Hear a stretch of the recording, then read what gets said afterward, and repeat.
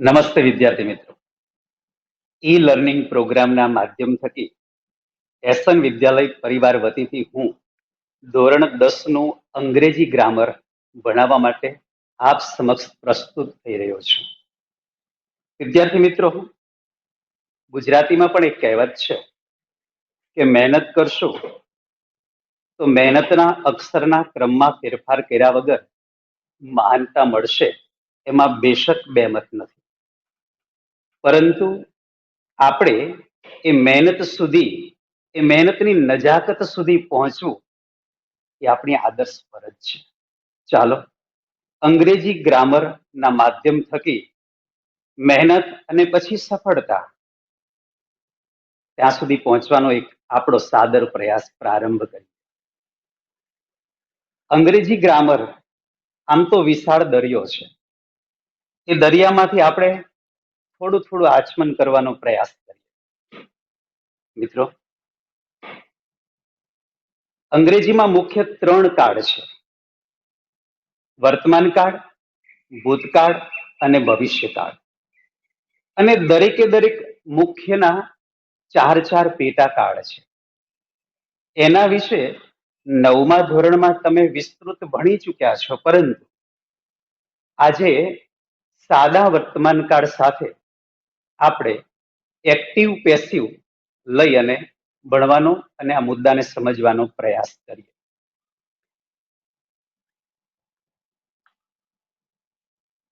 The simple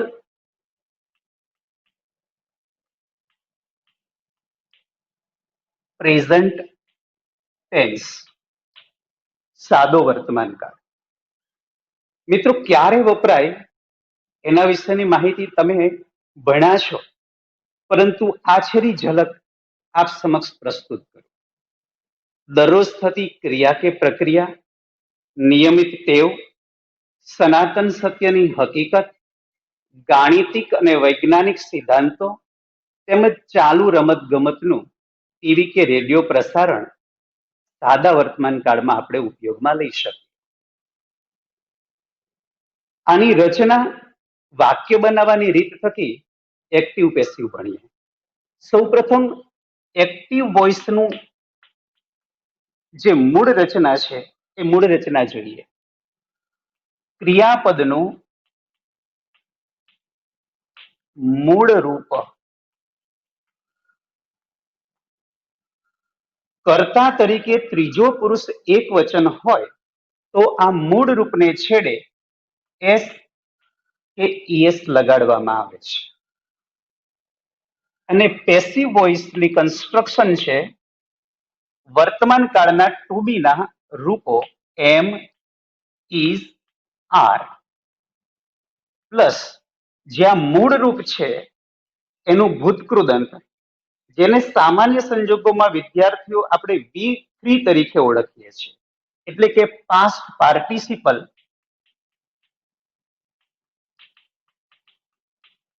of the main verb, જેને ગુજરાતીમાં આપણે ભૂતકૃદંત કહેશું. આમાં ક્રિયાપદ એ અગત્યનો રોલ અદા કરે છે. વાક્ય બનાવવાની રીત જોઈએ તો એક્ટિવ વોઇસમાં વાક્યની શરૂઆત હંમેશા કર્તાથી થશે. કારણ શું? એક્ટિવ વોઇસનું પોતાનું ગુજરાતી જ કર્તરી વાક્ય છે. કર્તરી વાક્ય એટલે કર્તાને પ્રાધાન્ય આપી અને જે વાક્ય રજૂ કરાય તે. કર્તા પછી ક્રિયાપદનું મૂળ રૂપ. એ બાબત ધ્યાનમાં રાખશું કે કર્તા તરીકે ત્રીજો પુરુષ એક વચન હી, સી કે ઇટ. હીમાં એકલા પુરુષવાચક નામ હોય, સીમાં એકલું સ્ત્રીવાચક નામ હોય કે ઈટમાં એકલું નાન્યેતર નામ હોય તો જ આ મૂળ રૂપને છેડે એસ કે ઈએસ લગાડવામાં આવે છે. અને એ બાબત આપ સૌ 9મા ધોરણમાં વિસ્તારપૂર્વક ભણ્યા છે. ક્યારે એસ લાગે છે, ક્યારે ઈએસ લાગે છે. અમુક નિયમો પણ એવા છે કે મુખ્ય ક્રિયાપદનો છેલ્લો અક્ષર વાય હોય, એની આગળનો અક્ષર સ્વર હોય તો વાય પછી એસ જ મૂકવામાં આવે છે. પરંતુ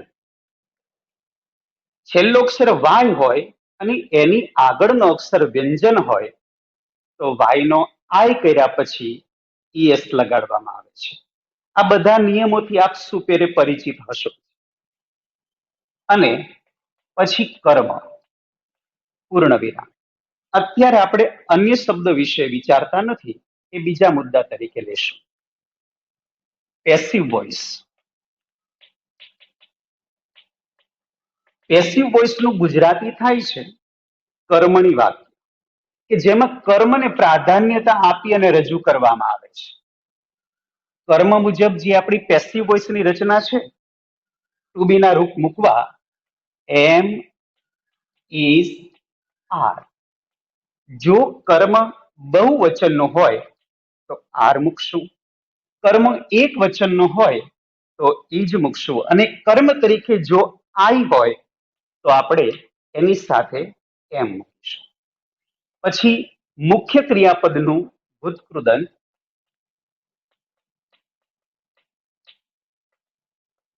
બાય વડે કર્તાને જોડશું, પૂર્ણ વિરામ. હવે બાય વડે કર્તાને જોડીએ ત્યારે અમુક નિયમો યાદ રાખવા જરૂરી છે. બાય વડે કર્તા જોડતા સર્વનામો માં થતા ફેરફારો નીચે મુજબ છે. આઈ હોય તો આઈની કર્મ વિભક્તિ મી થાય છે. શા માટે આપણે આઈનું મી કર્યું? કારણ કે આઈ જો કર્તા તરીકે હોય તો બરોબર છે કે વાક્યની શરૂઆતમાં છે તો કર્તરી વાક્યમાં કર્તાને પ્રાધાન્ય આપે. પરંતુ કર્તાને બાય વડે લઈ જતા અહીંયા કર્તા કર્મના સ્થાને આવે છે, એટલે બાય વડે જોડીએ ત્યારે કર્મ વિભક્તિના રૂપો મૂકવા પડે છે. આઈનું બહુવચન થાય છે વી, વીની કર્મ વિભક્તિ છે અશ. આ બીજો પુરુષ એક વચન યુ, એની કર્મ વિભક્તિ યુ છે, અને બીજા પુરુષ બહુવચનમાં પણ યુ, એની કર્મ વિભક્તિ પણ યુ જ છે. ત્રીજો પુરુષ એક વચન હી, એની કર્મ વિભક્તિ હિમ, સીની હર, અને ઈટની ઈટ. આ બાબત ખાસ ધ્યાનમાં રાખજો. વિદ્યાર્થીઓ ઉતાવળમાં ઈટની કર્મ વિભક્તિ ઈટ્સ કરી નાખે છે. ઈટ્સ એ સંબંધ વિભક્તિનું રૂપ છે, કર્મ વિભક્તિ ઈટની ઈટ જ રહે છે. અને ત્રીજો પુરુષ બહુવચન તેનું કર્મ વિભક્તિનું રૂપ થાય છે ધેમ. હા, સર્વનામ સિવાય કોઈ પણ નામ આપેલું હોય તો નામની કર્મ વિભક્તિ વપરાતી નથી, તો નામને પાછળ એ જ રીતે મૂકવામાં આવે છે. સમજવાનો એક પ્રયાસ ડાયોગ્રામના માધ્યમ થકી કરીએ. કર્તા ક્રિયાપદનું મૂળરૂપ એસકેઈએસ પ્લસ કર્મ. આ કયું વાક્ય ગણાશે? Active voice. કારણ ફરી એક વખત સમજાવું, કર્તાને પ્રાધાન્ય આપવામાં આવ્યું છે.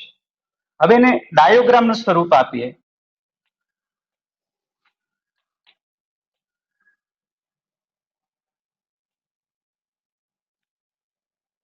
આ પેસિવ વોઇસમાં વાક્ય ફેરવવાનું છે. તો પેસિવ વોઇસમાં પહેલા શું લઈ લેશું? કર્મ. અહીંયા મેં ક્રિયાપદના બે ભાગ, એક છે ટુ બી નું રૂપ મૂકવાનું છે કર્મ મુજબ એમ, ઇઝ, આર, અને બીજામાં છે past participle of the main verb, એટલે કે ભૂતકૃદંત, અને કર્તાને બાય વડે જોડશે. હવે એક વાક્ય લઈએ અને સમજીએ. સામાન્ય જ વાક્ય છે, આઈ પ્લે ક્રિકેટ, પૂર્ણ વિરામ. કર્મ તરીકે પેસિવ વોઇસમાં વાક્યની શરૂઆત શેનાથી થશે? ક્રિકેટ. પણ ધ્યાનમાં રાખશું, વાક્યની શરૂઆતમાં પ્રથમ અક્ષર હંમેશા કેપિટલ હોય છે એ બાબત આપણે ભૂલશું નહીં જ. ક્રિકેટ સાથે ટુ બી નું રૂપ એમ ઇઝ ધારમાંથી શું આવશે? ઇઝ. અને મુખ્ય ક્રિયાપદ છે પ્લે, તો પ્લે નું ભૂતકૃદંત થશે પ્લેઇડ, અને બાય વડે કરતા જોડવાનો છે એટલે આઈ નું થશે મી, પૂર્ણ વિરામ. આ એક વાક્ય રજૂ થયું. મિત્રો, તમે જ્યારે પ્રેક્ટિસ કરો એટલે આ બધી વસ્તુ પહેલા નોટમાં લખી લેવાની, અને પછી થોડુંક રિવિઝન કરી અને પછી જે વાક્ય આપણે ભણીએ છીએ ને એ વાક્યની પ્રેક્ટિસ કરશો એટલે એક્ટિવ પેસિવ આપણા માટે સરળ થઈ જશે. હા, એક સાદા વર્તમાન કાળને વિસ્તારપૂર્વક ભણવાનો પ્રયાસ કરી લઈએ પછી બીજા બધા જ કાળ આપણા માટે સરળ પડે છે. સૌ પ્રથમ તમે આ વિસ્તારપૂર્વક નોંધ કરી લેજો તમારી નોટમાં, અને હવે થોડાક વાક્યો લખી અને સમજવાનો પ્રયાસ કરીશું.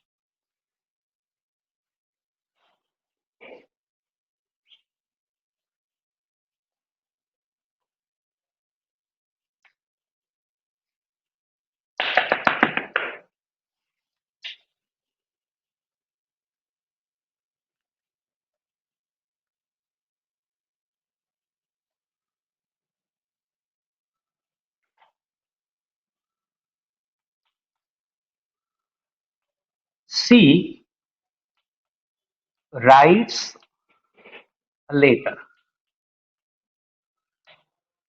પૂર્ણ વિરામ. કર્તા કયો છે? સી. રાઇટ્સ એ મુખ્ય ક્રિયાપદ છે, જ્યારે કર્મ છે એ લેટર. હવે પેસિવ વોઇસમાં ફેરવતી વખતે શું થશે? એ લેટર. હવે એક વચનનું રૂપ કે બહુવચનનું? એક વચન છે એટલા માટે એની સાથે આવશે ઇઝ. રાઇટ નું થશે ભૂતકૃદંત રિટન, અને કર્તાને બાય વડે જોડતા બાય હર. બીજું વાક્ય, આશા સિંગ્સ અ સોંગ. કર્તા, ક્રિયાપદ અને કર્મ. એ સોંગ, ફરી એક વખત સૂચન કરું છું, વાક્યની શરૂઆતનો પહેલો શબ્દ હંમેશા કેપિટલ રહેવો ખૂબ જરૂરી છે. એ સોંગ ઇઝ, ભૂતકૃદંત સિંગ નું થશે સંગ, બાય આશા. આશા એક ચોક્કસ નામ છે, પ્રોપર નાઉન કહેવાય છે, તો એની કર્મ વિભક્તિ અલગથી મૂકવાની હોતી નથી. આશાનું હર નહીં મૂકવાનું, પણ કોણ ગીત ગાય છે બતાવવા માટે આપણે એનું ચોક્કસ નામ જ રજૂ કરવાનું છે. Tejas reads a newspaper. કેવી રીતે થશે? એ ન્યૂઝપેપર, એક વચનનું જ રૂપ છે, ઇઝ રેડ. અહીંયા રેડ નું ભૂતકાળ અને ભૂતકૃદંતના ત્રણેય રૂપો એક જ સરખા થાય છે, by Tejas. Mister Patel teaches them English. અહીંયા એક વસ્તુ સમજવાની છે, મિસ્ટર પટેલ કરતા જ teaches મુખ્ય ક્રિયાપદ છે, પરંતુ બે કર્મ છે, એક ધેમ અને બીજું ઇંગ્લિશ. કેવી રીતે કર્મ બે નક્કી કરી શકીએ? ગુજરાતીમાં શું અને કોને, આ બે પ્રશ્નસૂચક શબ્દોથી પ્રશ્ન પૂછીએ અને જવાબ મળે એ કર્મ હોય. એવી જ રીતે અંગ્રેજીમાં પણ શું એટલે કે વોટ, અને કોની એટલે હુમ. વોટ અને હુમ થી પ્રશ્ન પૂછીએ અને જે જવાબ મળે એને કર્મ કહેવાય. તો અહીંયા મિસ્ટર પટેલ કોને ભણાવે છે? ધેમ, તેમને ભણાવે છે. મિસ્ટર પટેલ શું ભણાવે છે? તો કે ઇંગ્લિશ ભણાવે છે. તો આને બંને કર્મને વારાફરતી લઈ અને વાક્ય બનાવી શકાય છે, પરંતુ કોઈ પણ એક જ કર્મને વાક્યની શરૂઆતમાં લેવાનો હોય છે. પહેલા આપણે ધેમને વાક્યની શરૂઆતમાં લઈએ તો કર્તા વિભક્તિમાં લઈ જવો પડશે. ધેમની કર્તા વિભક્તિ થાય છે ધે. ધે સાથે ટુ બી નું રૂપ મૂકશું આર. They are. ઈચ નું ભૂતકૃદંત થશે ટોટ. હવે જ્યારે બીજું કર્મ મૂકવાનું છે એ બીજા કર્મને બાય વડે કરતા જોડીએ તેની પહેલા મૂકવાનું છે. એનું કારણ પછી સમજો. English by mister Patel. હવે ઇંગ્લિશને વાક્યની શરૂઆતમાં લાવીએ તો પહેલો અક્ષર કેપિટલ સાથે ઇંગ્લિશ. અને અંગ્રેજી એક ભાષા છે. એ કોઈ પણ ભાષા હોય એ ગમે ત્યાં વાક્યમાં મુકાતી હોય એનો પહેલો અક્ષર હંમેશા કેપિટલ જ રજૂ કરવાનો હોય છે. ઇંગ્લિશ સાથે ટુ બી નું રૂપ આવશે ઇઝ. English is ટોટ. અને જ્યારે બીજું કર્મ છે એને પ્રથમ લાવીએ ત્યારે પ્રથમ કર્મની આગળ ટુ મૂકવું પડશે. To them by mister Patel. અત્યાર સુધી આપણે અન્ય શબ્દોને ધ્યાનમાં લીધા નહોતા, પણ અન્ય શબ્દોનું સ્થાન એક્ટિવ પેસિવમાં ખૂબ જ અગત્યનું છે. અન્ય શબ્દોનું સ્થાન ક્યાં હોવું જોઈએ એની વાત કરીએ. ક્યારેક અન્ય શબ્દો વાક્યની શરૂઆતમાં આવે છે ત્યારે પેસિવ વોઇસમાં ફેરવતી વખતે અન્ય શબ્દોને વાક્યની શરૂઆતમાં જ રાખવા.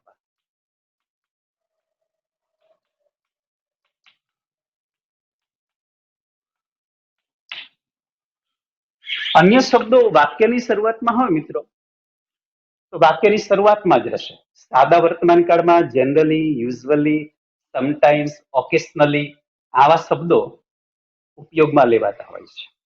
ઉદાહરણ લઈ અને સમજવાનો પ્રયાસ કરીએ. જનરલી we celebrate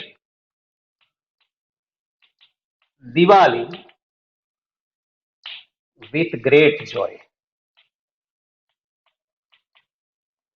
અહીંયા બીજું અન્ય શબ્દ પણ આવ્યું છે. આના વિશેની માહિતી હું હમણાં જ આપું, પરંતુ એ પહેલા વાક્યની શરૂઆતનો જે અન્ય શબ્દ છે એને આપણે વાક્યની શરૂઆતમાં જ મૂકવાનો હોય છે.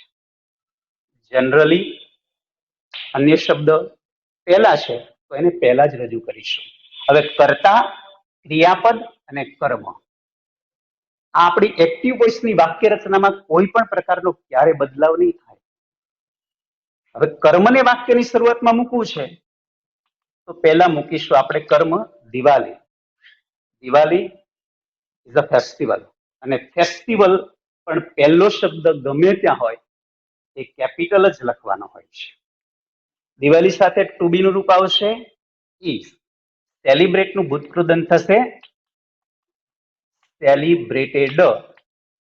પછી આ અન્ય શબ્દ પહેલા લખીશું with great joy by V નું કર્મ વિભક્તિનું રૂપ થશે હશ. હવે અહીંયા જે મેં વિથ ગ્રેટ જોય અન્ય શબ્દ બાય વડે કરતા જોડ્યો એની પહેલા શા માટે લખ્યું એના વિશે આપણે સમજવાનો પ્રયાસ કરીએ.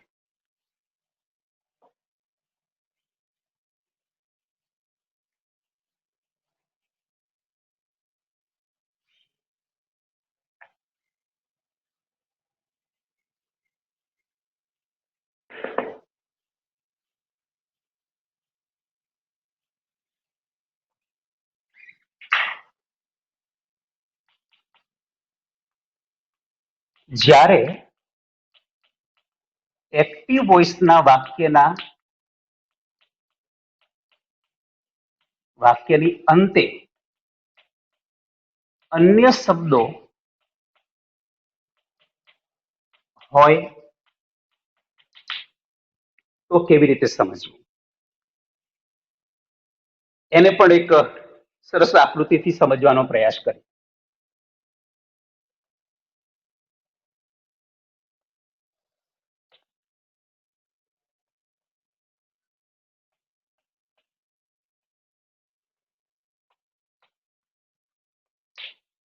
મેં વાક્ય લખ્યું છે, આઈ રીડ અ બુક.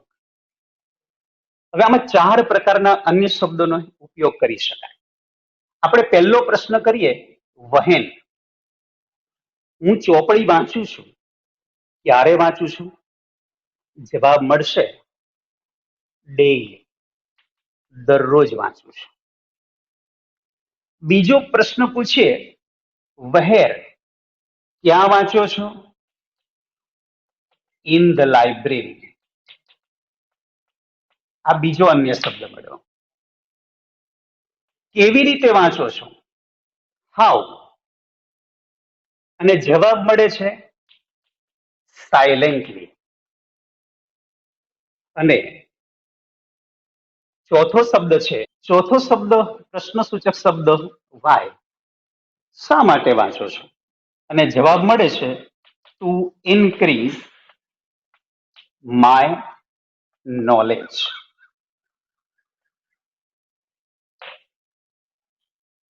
હવે આ 4 પ્રકારના જે અન્ય શબ્દો મળ્યા છે, એમાં જે આ સમયદર્શક અન્ય શબ્દો છે, એમાં ડેઈલી, એવરીડે, એવરી સાથે જોડાયેલા સમયદર્શક શબ્દો every week, every month, every year, આ બધા જ પ્રકારના અન્ય શબ્દો. એને બાય વડે કરતા જોડીએ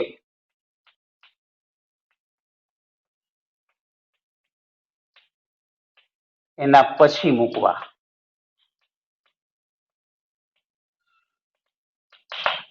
અને આ બાકીના જે અન્ય પ્રશ્નસૂચક શબ્દો પૂછવાથી જે જવાબ મળે એ અન્ય શબ્દોને બાય વડે કરતા જોડીએ એની પહેલા મૂકવા.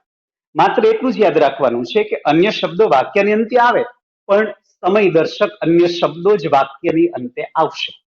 બાકીના તમામ અન્ય શબ્દો બાય વડે કરતા જોડીએ એની પહેલા મૂકવામાં આવે છે. ઉદાહરણ લઈ અને સમજવાનો પ્રયાસ કરીએ. હમણાં જ આપણે એક વાક્ય લઈ અને સમજવાનો પ્રયત્ન કર્યો હતો, વિથ આ ગ્રેટ જોય. કેવી રીતે, હાઉ થી પ્રશ્ન પૂછી અને જવાબ મળે છે, એને પણ આપણે બાય વડે કરતા જોડીએ એની પહેલા મૂકવામાં આવ્યું. Shivam reads a book